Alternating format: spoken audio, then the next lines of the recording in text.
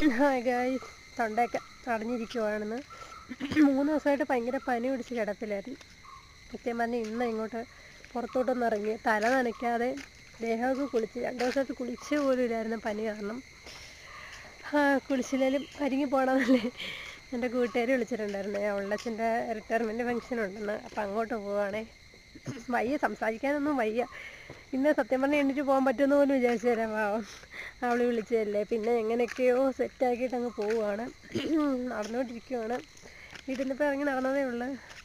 സത്യം വയ്യ. എന്തൊരു ഇപ്പോഴത്തെ പനി അറിയാമല്ലോ, എല്ലാവരും ശ്രദ്ധിക്കണം. അന്നേരം കൊണ്ടുപോയി ഹോസ്പിറ്റലിൽ കാണിക്കണം. പനി മാറിയാലും ബോഡി പെയിൻ മാറാൻ ഭയങ്കര ടൈം എടുക്കും. എനിക്ക് അത്രയും ഭയങ്കര പെയിൻ. സത്യം പറഞ്ഞാൽ കുറച്ച് ദിവസം വീട്ടിൽ തന്നെ ഇരുന്ന് വയ്യാണ്ട് കിടന്നിട്ട് പുറത്തോട്ടൊക്കെ ഇറങ്ങുമ്പോൾ എന്ത് രസമെന്നറിയാമോ? ഇതൊരു പ്രത്യേക ഒരു രസം ഫീൽ ചെയ്യുന്നുണ്ട്. കൊള്ളാമോ ഗായ്സ്? എൻ്റെ ഡ്രസ്സിൻ്റെയും ചെരുപ്പിൻ്റെയും സെയിം കളർ അൺഎക്സ്പെക്റ്റഡായിട്ട് സംഭവിച്ചതാണ്. ഗൈസ്, അവിടെ ഒരു തൂണ് പോലെ ഒരു രൂപം നിൽക്കുന്നത് കണ്ടു. എൻ്റെ അനിയത്തിയാണ്, അവളും കൂടെ വരുന്നുണ്ട്. ഞാൻ ഒക്കെ തിരക്ക് പോയ വഴിക്ക് അവൾ ഇങ്ങെത്തിയായിരുന്നു. കൊണ്ട് കുറച്ച് കേക്കൊക്കെ കിട്ടി. ഗായ്സ്, ഞാനാണേ ഫ്രൈഡ് റൈസ് ആണ് മേടിച്ചത്, അവളാണെങ്കിൽ പൊറോട്ടയാണ്. രണ്ടും കൂടി എന്തോ കൊതിഞ്ഞോണേം പറയുക.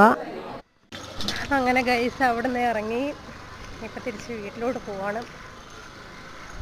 വീട്ടിൽ പോകുന്നതിനോ കൊച്ചപ്പൻ്റെ വീട്ടിലൂടെ ഒന്ന് ചെറുതായിട്ടൊന്ന് കയറണം. കണ്ടോ ഗൈസ്, ഇതാണേ കൊച്ചപ്പൻ്റെ വീട്. നാളെ ക്ലാസ് ഉണ്ട്. എപ്പോഴും ഇട്ടത് തന്നെ പിന്നെ ഇട്ടിട്ട് മടുത്തു ഗൈസ്. അതുകൊണ്ട് അവളുടെ കയ്യിൽ നിന്നൊരു ഡ്രസ്സ് അങ്ങോട്ട് മേടിക്കാൻ പോകണം, കൊച്ചപ്പൻ്റെ മോളുടെ കയ്യിൽ നിന്ന്. ഗൈസ്, എനിക്ക് ഡ്രസ്സ് ഒരെണ്ണം കിട്ടിയിട്ടുണ്ട്, അതൊക്കെ പറക്കി എടുത്തിട്ടുണ്ട്. നല്ല ദേഷ്യത്തിലാണ് ഞാൻ ഇതിപ്പോൾ ഇടുന്നത്. കാരണം ഞാനിപ്പോൾ ഇതിൽ കടയുടെ അതിലേ പാസ് ചെയ്യുന്നത്. ആരോ സിഗരറ്റൊക്കെ വലിച്ചുകൊണ്ടിരിക്കുമെന്ന്. എനിക്കത് സത്യം പറഞ്ഞാൽ വലിക്കുന്ന ആൾക്കാരെ എനിക്കിഷ്ടവുമല്ല. അതുപോലെ അതിൻ്റെ മണം തുടങ്ങണം ഇതായിക്കഴിഞ്ഞാൽ എനിക്ക് ഭയങ്കര ദേഷ്യം വന്നു. ഞാൻ നന്നായിട്ട് റിയാക്ട് ചെയ്തിട്ട് തന്നെ ഇങ്ങോട്ട് പോകുന്നത്. എനിക്ക് അത്രയും ദേഷ്യമായിപ്പോയി. അപ്പം അതിൻ്റെ രീതിയിൽ ഇതെടുത്തത്. ഒന്നാതെ പനിയും കൂടെ അതിൻ്റെ കൂടെ അതും കൂടെ വലിച്ചു കയറ്റിയപ്പോൾ ഒരുമാതിരി വീടെത്തിയപ്പോൾ വണ്ടർ അടിച്ചു പോയൊരു സംഭവം ഉണ്ടായി.